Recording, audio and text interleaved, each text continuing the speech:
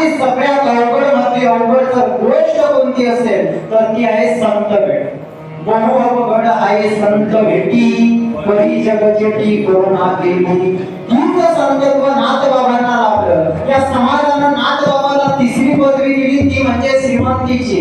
काय श्रीमंती नाथ महाराजांच्या घरी हो, असं सांगितलं जातं की 4 चोर नाथबाबांच्या घरी चोरी करण्यासाठी आले आणि आल्याच्या नंतर प्रत्येक चोरानं 1-1 क्विंटल सोनं घेतलं. कुणाच्या घरून?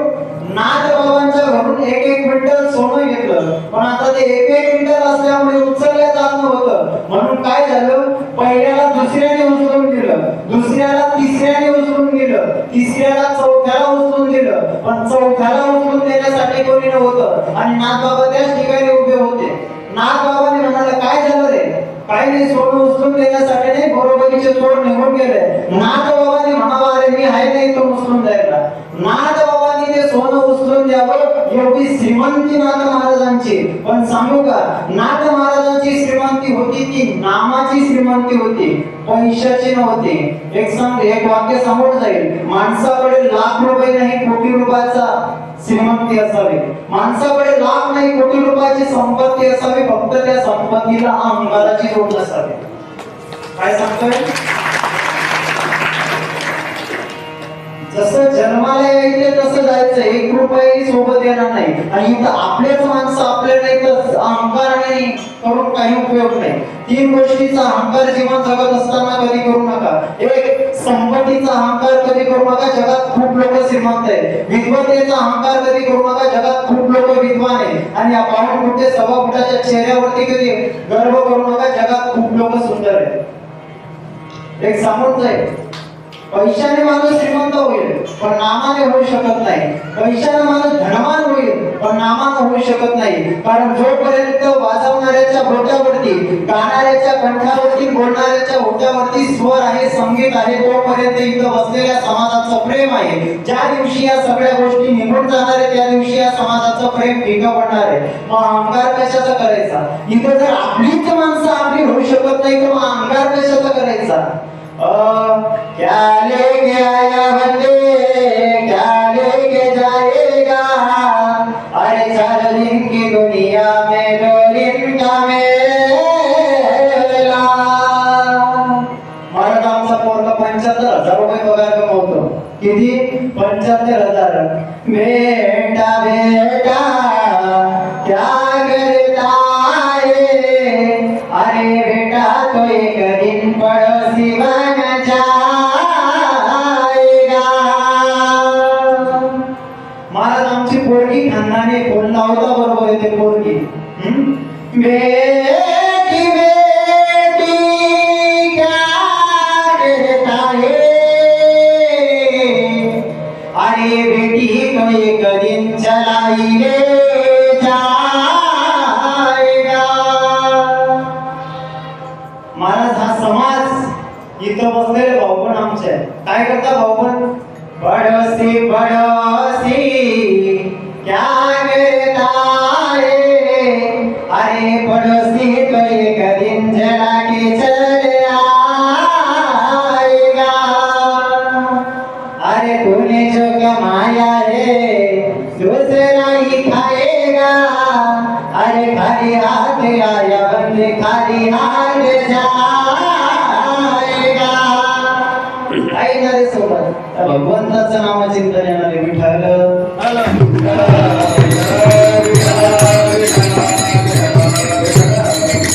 या भाषामधला पहिल्याच चरणातला पहिला शब्द एवढा सुंदर आहे बाबा, आवड.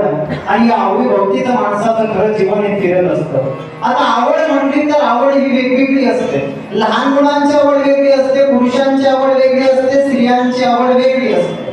पण नाथ बाबा या अभंगाचा भावार्थ सांगत असताना आवडीचे 3 प्रकार प्रामुख्याने सांगतात.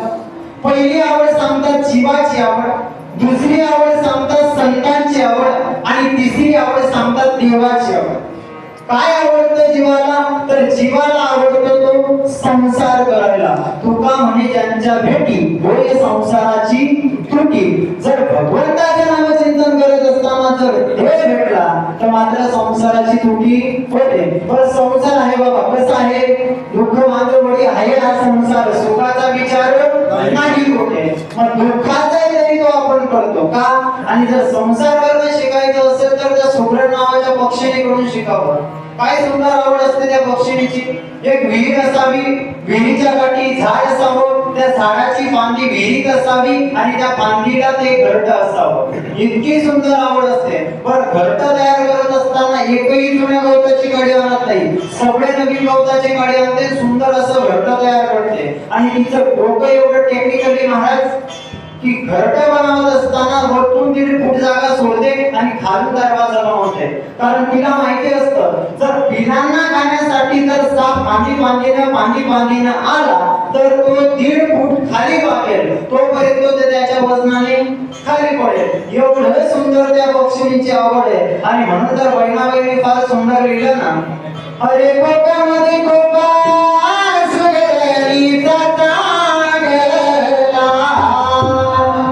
देखा पिलांसाठी तिनं जोगा झाडाला टांगला,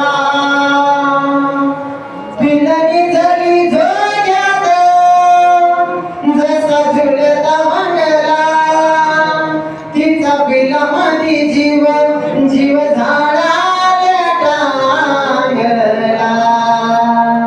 विठ्ठल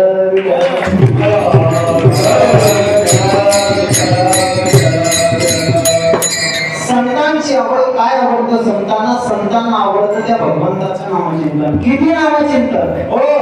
तुकोबारायांनी या नामचिंतनाबाई जगद्गुरु तुकोबारायांची एक पत्नी अण्णा करता नेली. याच नामचिंतनाबाई गोरोबा बाबांचं मूळ पायाखाली तुडवलं गेलं.